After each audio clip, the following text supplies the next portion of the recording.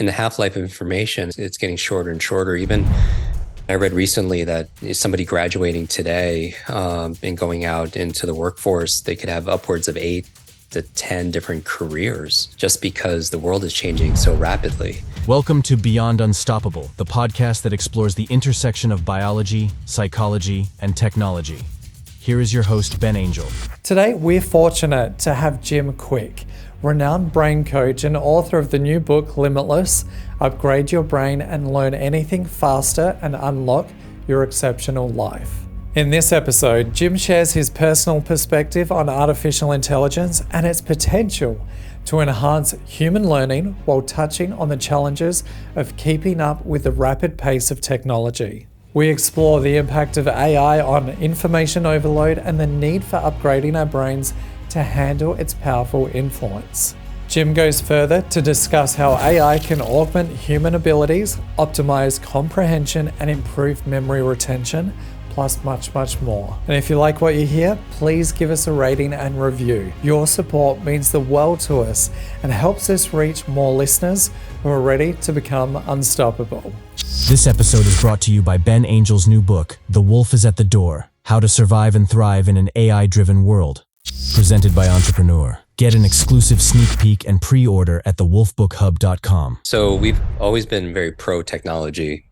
I believe we live in an age of autonomous electric cars, spaceships going to Mars. Often our vehicle of choice when it comes to learning, which is my specialty, is often more of a horse and buggy. And so using technology to enhance AI is more augmented intelligence. That's kind of the way that I approach AI, where I'm thinking about how does AI enhance HI, human intelligence. We recently, I mentioned to you before we started recording, brought on a chief AI officer and at different parts of the company integrating AI so we could better support our mission, which is building better, brighter brains. Our mission is really no brain left behind. And so technology for me is not necessarily good or bad. It's just really how we choose to utilize it. Fire is a form of technology, and fire could be used to cook your food.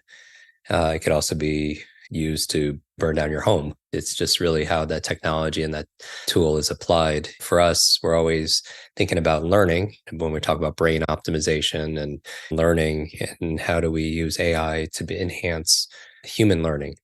And obviously, there's an immense amount of potential there.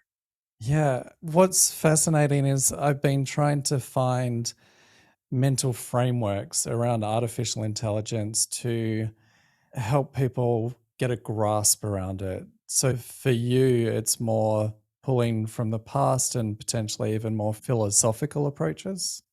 Yeah, I think everything comes down to our mindset in terms of the set of assumptions and attitudes we have about something. So we help people to improve their memory, improve their focus, their creativity, their reading speed and comprehension. For me, I'm thinking about mindset as the set of assumptions and attitudes we have. So if somebody, let's say I teach someone a method on how to remember names and faces, and they have the method and the motivation, but their mindset is, oh, I'm just too old, or I'm not smart enough, then that's going to affect whether or not they apply the methods or to the degree of success they're going to have with those methods. I believe, our brain is kind of like a supercomputer of sorts. And our thoughts and our beliefs are the program that will run. So if we tell ourselves that AI is bad or it's threatening, then we're going to have a certain lens of looking through the world. Just like if people believe they can't remember names, and that's the program your brain will run. And so you're probably not going to remember the name of the next person you meet because you program a supercomputer not to. And so I think a lot with AI, just like if people have a mindset about money, if they think money is the root of all evil, money doesn't grow on trees, they're probably going to be a little bit stuck, even if they know what methods or strategies, or even if they have access to tools and resources, they're kind of setting that internal thermostat as somehow kind of limiting. We talk about becoming limitless, and limitless is not about being perfect. It's about advancing and progressing beyond what we currently believe is possible. And AI is certainly a tool that can help us do exactly that. What I've noticed in the past maybe 8 months since researching this topic, do you think learning could potentially become harder due to the rate of change that we're experiencing? For me, I've written 70,000 word books in 3, 4 months. I generally do them very quickly. What I've found challenging about this is the rate at which it's pacing. There's something terrifying or something amazing that pops up every single day. Yeah, you kind of hear this. We all kind of grew up on this phrase, you have to go where the puck is going, right? You skate where the puck is going, not where it is. And with AI, it kind of seems like the puck is teleporting everywhere. And yeah, it certainly can be frustrating, and it's creating, even adding more. I talk about in Limitless some of these phenomenons, the four horsemen of the mental apocalypse, if you will, not caused by technology, but certainly it's amplified by technology. Things like digital distraction. How do you maintain your focus in a world full of rings and pings and dings, app notifications, social media alerts? And AI could, if it's not harnessed, could be a lot of shiny objects and reinforce our distraction. The one that's interesting to me in this conversation is what I call digital deluge, which is this overwhelm that people are feeling with information. Even before AI really started, it really was prevalent in our society, people were already overloaded.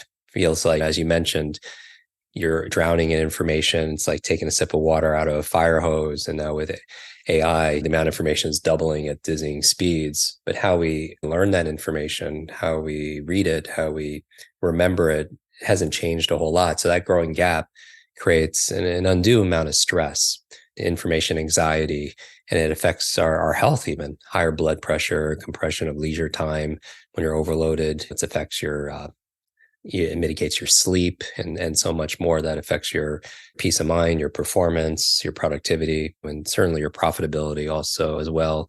The approach we take is just like the Entrepreneur magazine that came out a couple years ago. It says, upgrade your brain. If people are watching this on video with a silly guy on the cover holding a skull. But I feel like more and more, we have to upgrade our brain to be able to handle the immense amount of distraction and overload that AI is causing and presenting to us. And we hear about technology, we upgrade our phones, we upgrade our computers, we upgrade our apps. But when's the last time we took time to upgrade the most important technology that has created all other technology, including AI, which is the human mind? I love that you actually brought that up because the deeper I dove into the research, I realized the more technology is upgrading, the more our brains seem to be downgrading, especially Yeah. after being hit with the pandemic. Yeah, the two other horsemen besides digital distraction and digital deluge, one of them is digital dementia, which is a term in healthcare that refers to our high reliance on technology doing the work for us. So our brain, it's an organ, but it acts more like a muscle. It's like use it or lose it. I mean, how many phone numbers did you know growing up? Probably most of them, right? You would remember most of them. And how many phone numbers currently do you know today? And most people could count on one hand how many phone numbers they can remember currently. They could be texting or calling somebody every single day, a friend or family member, a team member. But if they don't have their phones with them, or for some reason they lost battery life, then they can't remember. And not that I want to memorize 500 phone numbers, but it should be concerning we've lost the ability to remember one, or a PIN number, or a passcode, or a seed phrase, or something, a conversation that we had. And so that's digital dementia. And the last horseman, which is interesting in the context of AI, is what I call digital deduction. And that is not just where we're outsourcing our memories to a third party device. It's that third party device is doing the thinking for us with, let's say, algorithms. It's even simple ideas. It takes getting from here to there. We use GPS, but we don't have to develop the visual spatial intelligence like we used to when we had to read a map or just kind of looking at our environments and kind of orient ourselves and have situational awareness. And so it tells us when it's time to eat, what it recommends things, their algorithms in social media, whatever you engage with, they show you more of, and you kind of, you don't always see the other perspectives or points of views. So again, I love technology when it when it's utilized for empowering us and educating us. But if it's a default and we're relying on it, it's kind of like the physicality. If you lived on the third floor, your office is on the third floor, and you took the lift or the elevator every single time, your body wouldn't get that workout. Or if you relied on taking an Uber 5 blocks to go to the bank when you could have walked it, or there's a physical toll and there's a form of atrophy. Like if I put my arm in a sling for a year, it wouldn't grow stronger. It wouldn't even stay the same. It would grow weaker, right? And I feel like our mental muscles could grow weaker if we depend on it too much. All forms of technology, whether it's an elevator, whether it's a car, whether it's your smart device or even AI. My question is, how do we utilize AI again to enhance our HI, our human intelligence? So now we coach, we create programs now to help people integrate AI with their personalized learning, to help them become better readers, to help them to be able to remember things better that they need for their schoolwork or for their career. Do you think our brains are still atrophied after the pandemic? One thing I'm noticing with a lot of 20-year-olds around where I live here in Florida is that their inability to focus is astounding to me. I mean, I grew up in the 90s. We didn't have smartphones. I'm going to make myself sound old now. But I am so relieved that I didn't grow up with that, because I have a recollection of what it feels like to sustain focus without distraction. Yeah. What are we meant to do with this generation that is drinking from a fire hose, and that fire hose is about to become a tsunami? Yes. Yeah. And that's really a magic question. It's very, very timely and timeless, because all these issues of deluge, distraction, digital dementia, digital deduction is just going to grow worse, as technology progresses and starts almost running our different aspects of our lives. So for me, technology is a tool for us to use, but if we're just picking up our devices all the time, just out of habit or boredom, then the technology uses us and then we become the tool. And that's not the goal. So our message has always been about agency. It's about sovereignty, about reminding everybody that they are personally responsible for their lives. And little things can make a big difference. There's a quote in my book, Limitless, which we recently updated for a post-pandemic world. And we have this whole chapter on AI dealing with this and the science of momentum and how AI could help create momentum in your learning and also in your life. But the quote is, life is the letter C between the letter B and D. Life is C between B and D. And B stands for birth, D stands for death, life, C, choice. Our lives are the sum total of all the choices we've made up to this point in time. What are we going to eat? What are we going to feed our mind? Who are we going to spend time with? Where are we going to live? What are we going to do as a career? All those things.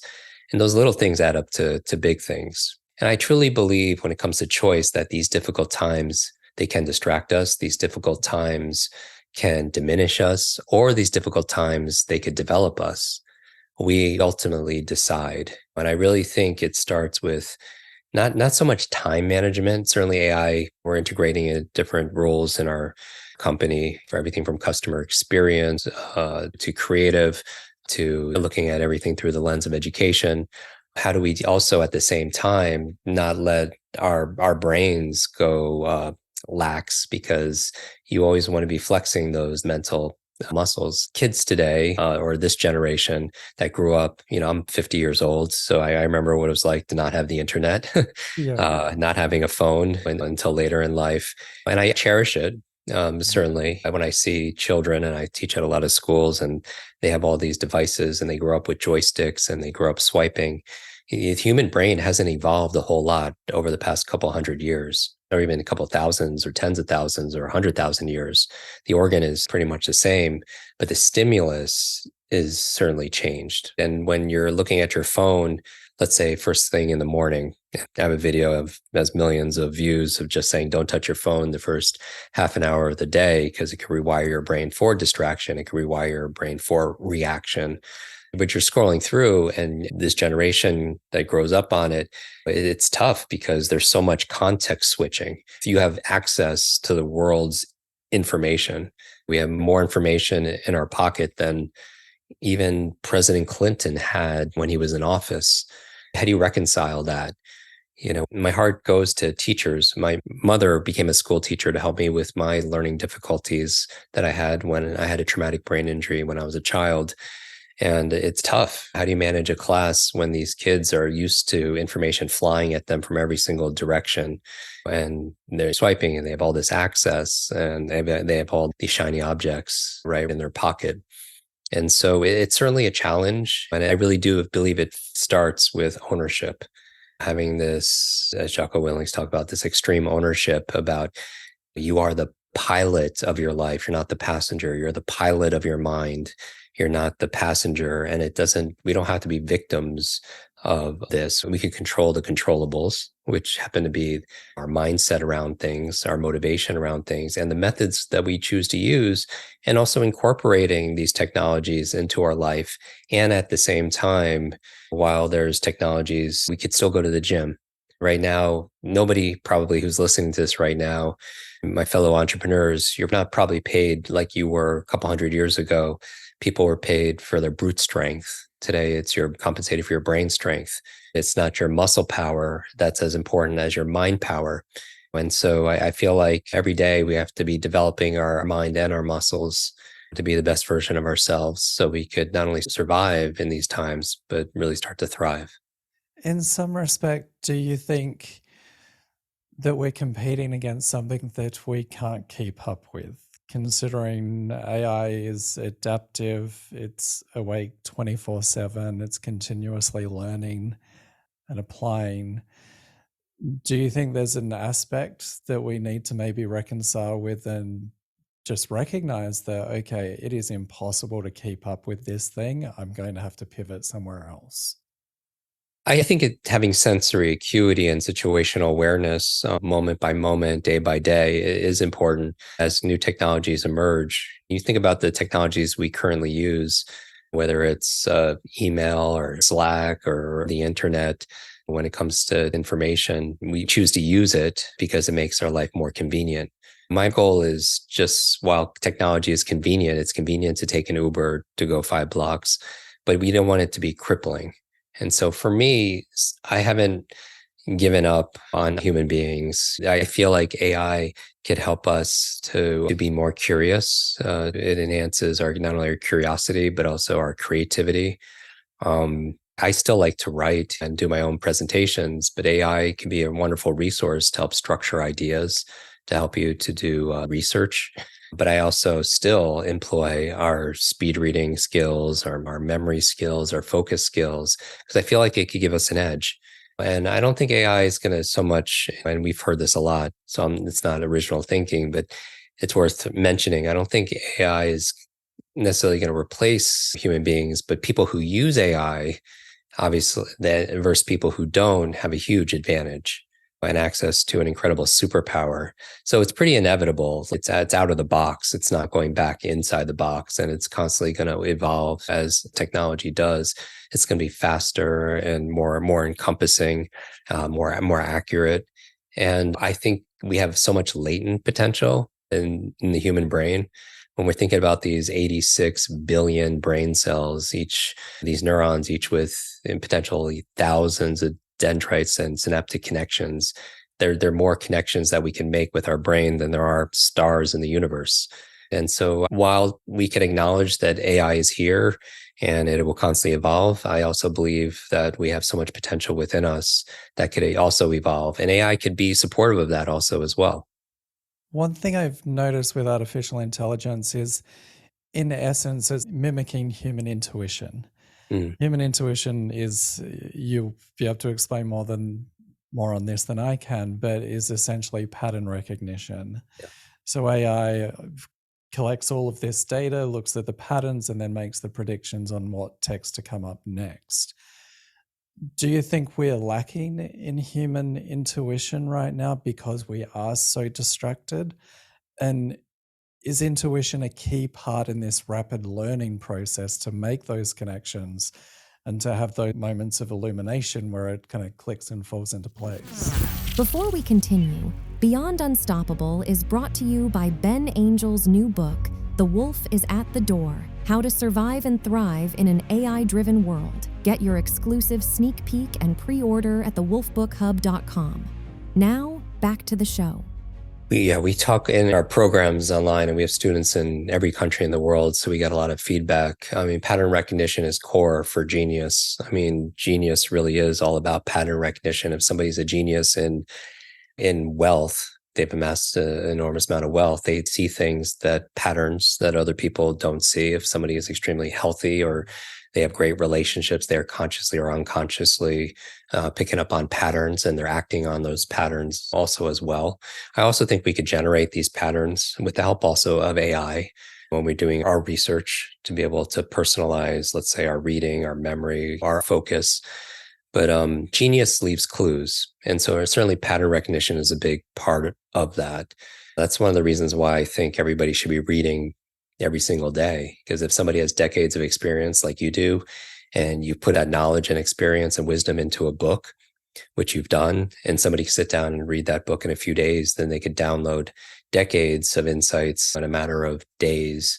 And I also think reading is so important, not only for the knowledge and wisdom that we glean, but it's also a great form of mental exercise. Reading is to your mind what exercise is to your body. But utilizing AI to help sort for patterns in trends, in all the research that's out there, I don't personally want to spend an enormous amount of time reading, even though I do a lot of it, all the white papers on neuroscience and psychology and all these studies. And I try to take that neuroscience approach to education and accelerated learning and brain optimization.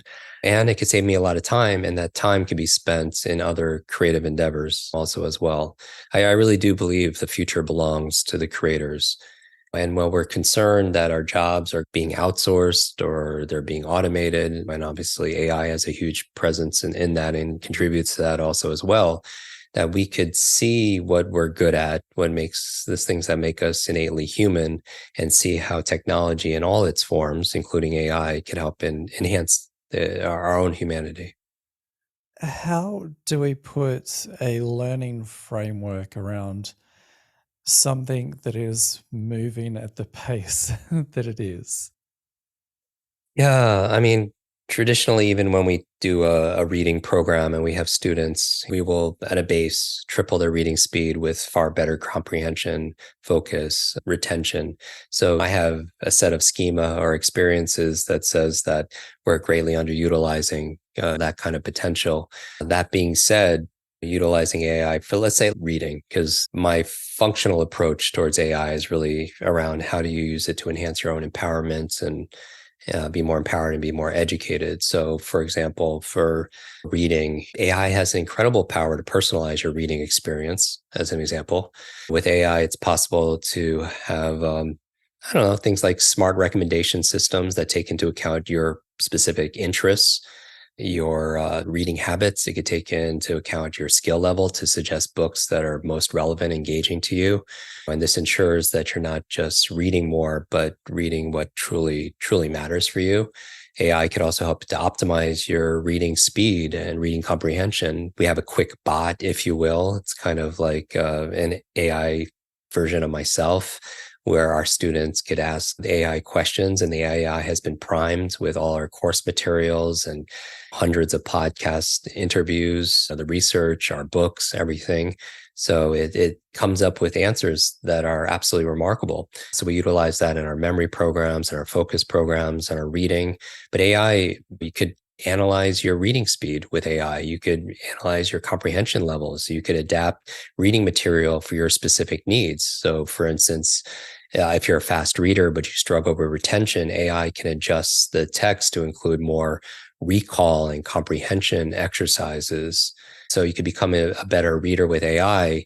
It could help you do all that. Imagine having an AI reading bot like we have that identifies your strengths, your weaknesses, provides constructive feedback, sets personalized goals for you. It could point out patterns. You're talking about pattern recognitions that we might not notice as we're reading, like the frequency of misunderstood words or concepts, and suggest targeted exercises to be able to overcome those problems and those challenges.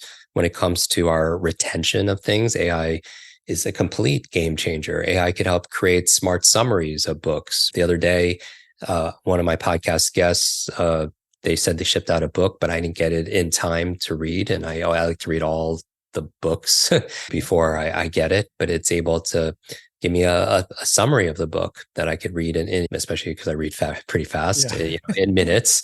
It could highlight key points of a book. It could present questions that are thoughtful, that haven't been asked of this author before.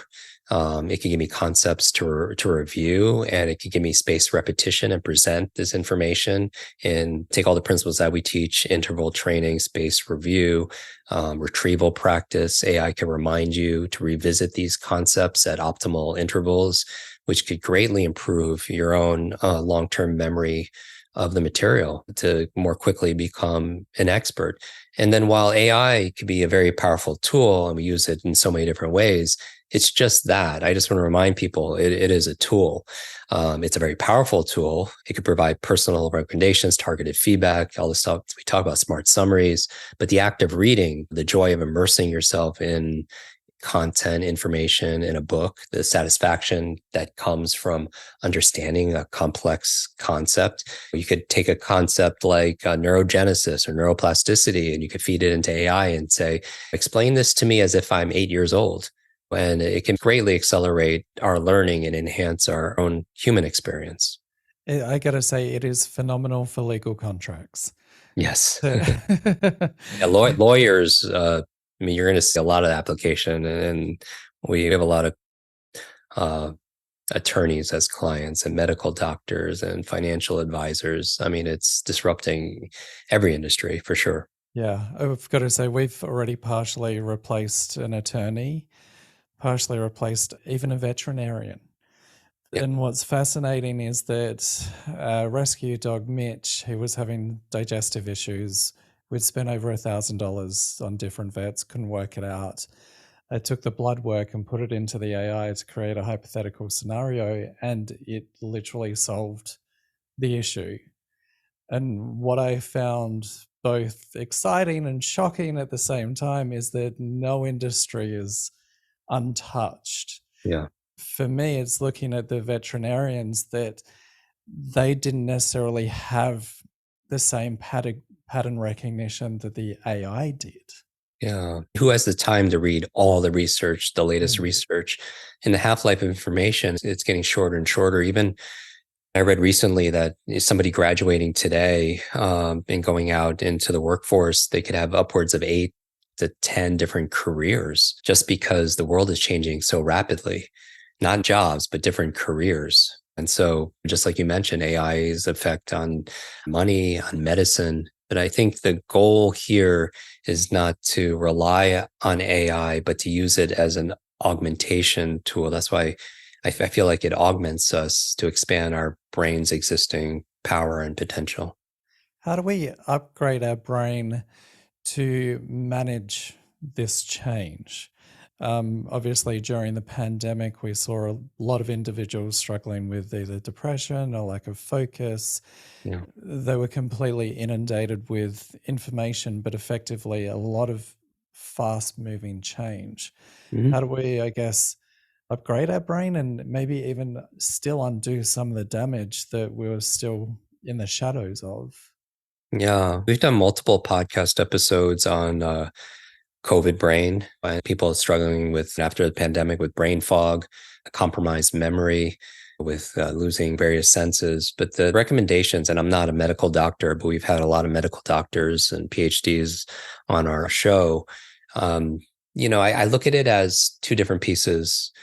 There's the hardware and there's the software, meaning software is the things we teach. This is how you read faster. This is how you understand more of what you're reading. This is how you retain what you read. This is how you focus better. This is how you learn languages. This is a faster way to memorize people's names or give a speech without notes. That's the software. And so we have that content, and 95% of what we publish is free, and you just have to look on YouTube or podcasts. And I think that's wonderful right now that we have unfeathered access to the wisdom of the world. But then also you have to also take into account, besides the software, is the hardware. And that's really brain optimization. And so one of the ways to upgrade your brain is really taking care of that hardware. It's our brain is, they say its potential is and its performance, about a third of it is predetermined by genetics, biology, but 2/3 is in our direct control with our lifestyle.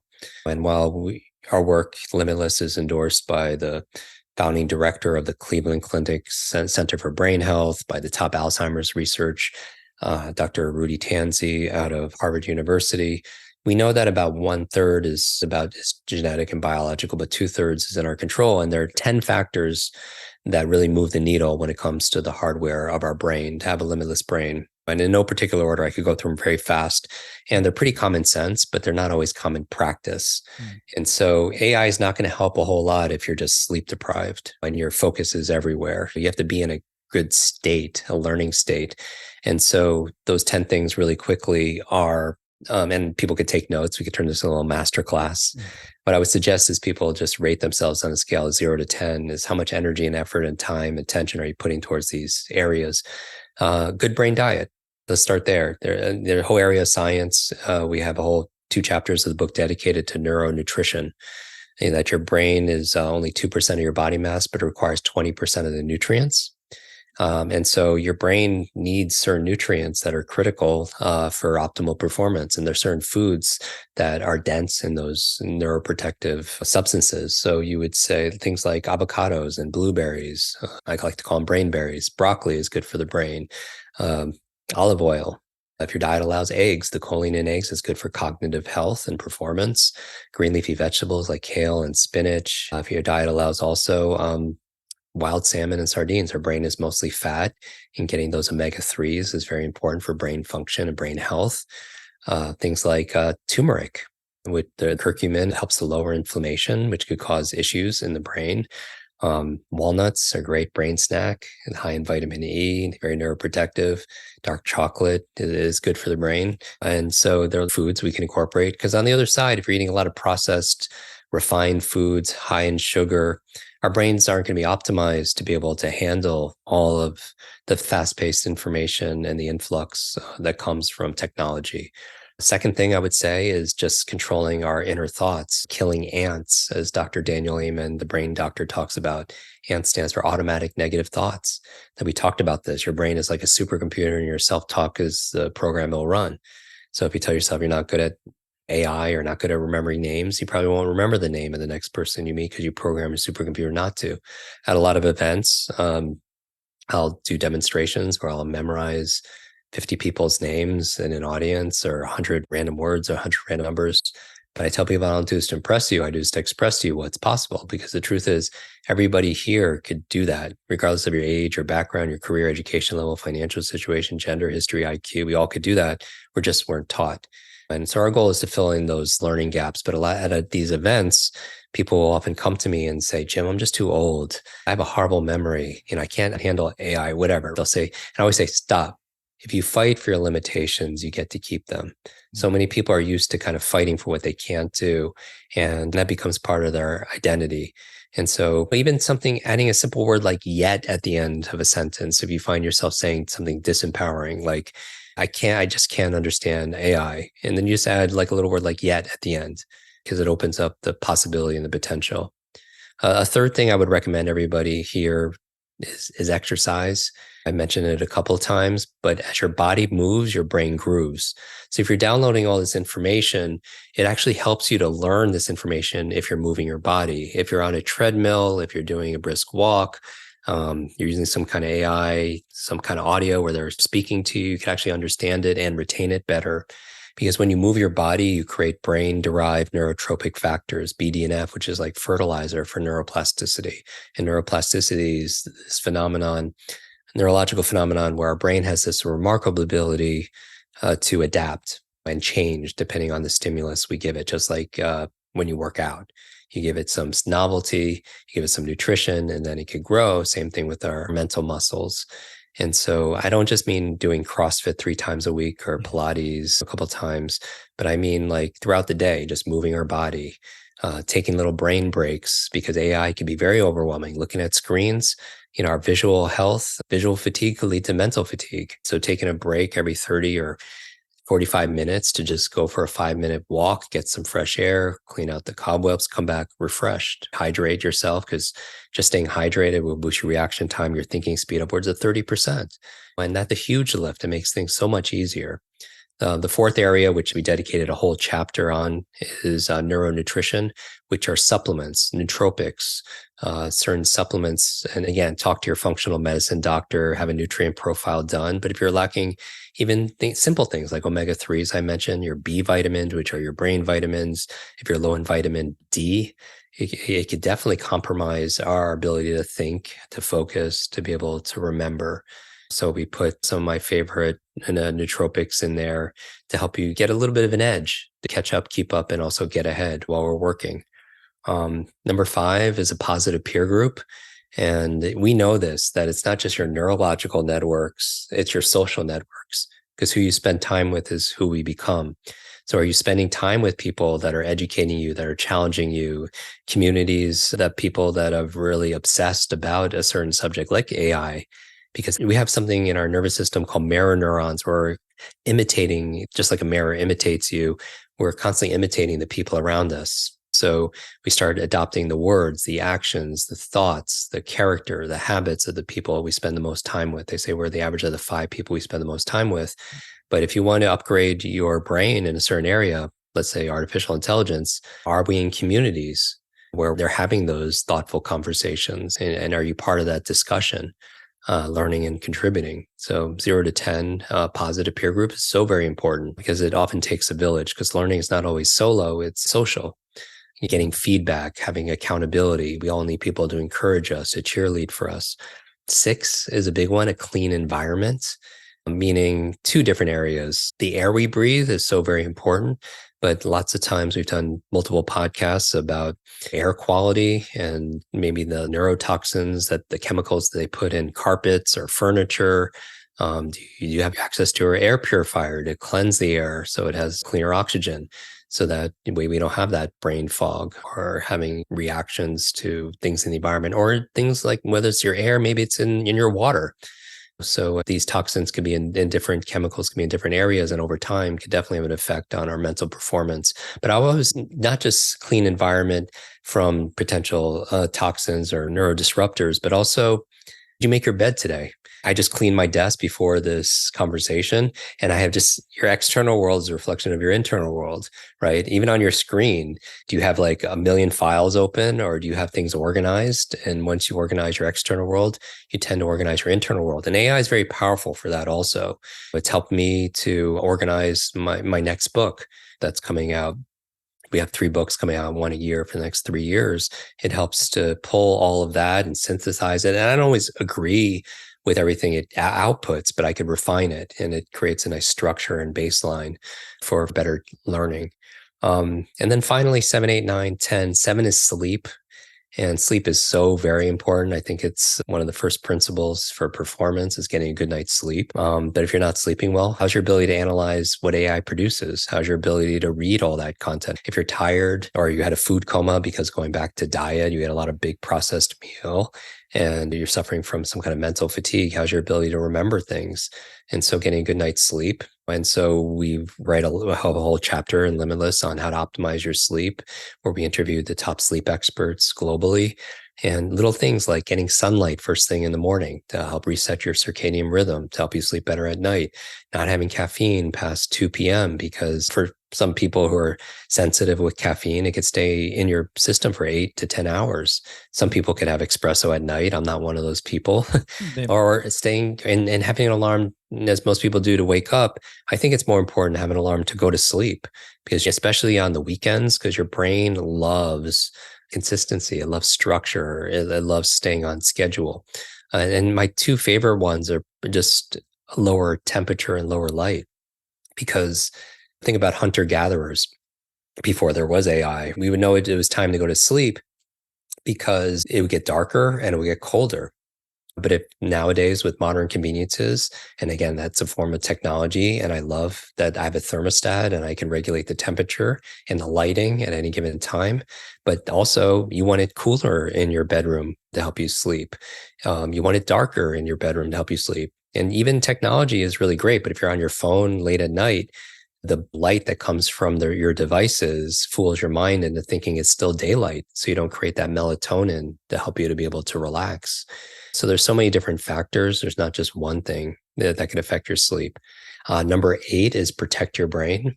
We do a lot of podcasts on brain protection, on EMF fields, electromagnetic fields, and Wi-Fi. It's because some people are more sensitive to that. Protecting your brain simply by wearing a helmet. Are your kids wearing helmets when they're doing sports? And having had a traumatic brain injury and working with athletes that have TBIs or concussions, your brain is very resilient, but it's also very fragile. So protect your brain.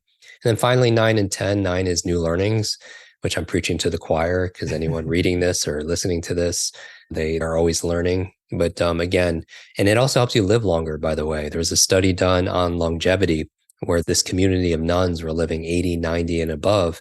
And research scientists wanted to find out what was the key. And they found, because they all had the same kind of lifestyle, and half of it had to do with their emotional faith and their gratitude. But the other half, they were lifelong learners. They're reading every day, having deep conversations every day. And because of it, it added years to their life. But not only that, it added life to their years also as well. It was featured on the cover of Time magazine. I don't know if people saw it, but it was a study called Aging with Grace, which I think is a beautiful title for a research study. And then finally, number 10, and this is a big thing that's actually we have to be very cognizant of when it comes to AI and technology, is stress management. Yep. We mentioned that the amount of information is doubling at dizzying speeds, and we feel like we're drowning in that information. So what are you doing to mitigate, besides upgrading your learning abilities, reading faster, remembering, understanding better, focusing better? What are you doing to cope with stress? My go-to is I meditate every single day for 20 minutes. But I feel like it's so important in a world where we're so strapped, our phone's always within reaching distance. I feel like it's so important to disconnect, to reconnect. Just like if a piece of technology isn't working, one of the first things we often do is unplug it. But sometimes, and then we plug it back in and it just works. But I feel like sometimes we have to unplug. I think a lot of people, whether it's ADD, attention deficit disorder, I think people suffer from a nature deficit disorder. Yeah. And just getting back out into nature and getting grounded and walking barefoot and getting fresh air and sunlight is so important for our nervous system to thrive. And so how are we coping with stress, especially stress that comes from technology? So are you doing a dopamine detox or a digital detox on the weekends? My family, we take 12 hours and we just don't go on our phones. And that's not for everybody, without a doubt. But I feel remarkably refreshed and creative when I find I do have a little space. Are the kids also calmer? Yeah, children, it's interesting. And then this is anecdotal, but we also work with a lot of kids too. And I teach a lot in public schools and university levels and guest lecture there. The technology, people tend, you just look at any numbers. You look at the rise of certain conditions, whether it's ADD, whether it's hyperactivity, whether it's depression, anger, mental health issues is an epidemic. The fifth, I would say maybe if there was a fifth horseman of the mental apocalypse, besides digital deduction, digital dementia, digital deluge, I would say digital depression. Kids growing up, comparing themselves to the highlight trailer of all their friends that they post on social media.